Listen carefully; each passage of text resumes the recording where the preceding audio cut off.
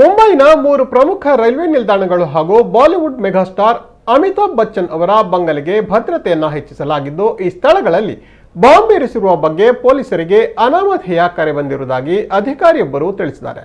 ಇಲ್ಲಿಯವರೆಗೆ ಶೋಧದ ಸಮಯದಲ್ಲಿ ಅನುಮಾನಾಸ್ಪದವಾಗಿ ಏನೂ ಕಂಡು ಬಂದಿಲ್ಲ ಎಂದು ಹೇಳಿದ್ದಾರೆ.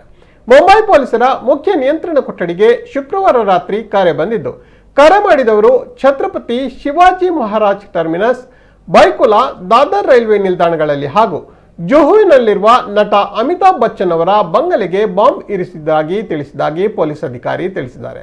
ಕರೆ ಬಂದ ನಂತರ ಸರ್ಕಾರಿ ರೈಲ್ವೆ ಪೊಲೀಸ್, ರೈಲ್ವೆ ಸುರಕ್ಷತಾ ಪಡೆ ಜೊತೆಗೆ ಬಾಂಬ್ ಪತ್ತೆ ಹಾಗೂ ನಿಷ್ಕ್ರಿಯ ದಳ, ಶ್ವಾನ ದಳ ಹಾಗೂ ಸ್ಥಳೀಯ ಪೊಲೀಸ್ ಸಿಬ್ಬಂದಿ ಈ ಸ್ಥಳಗಳಿಗೆ ಧಾವಿಸಿ ಶೋಧ ಕಾರ್ಯವನ್ನ ನಡೆಸಿದ್ದಾರೆ ಎಂದು ಹೇಳಿದ್ದಾರೆ.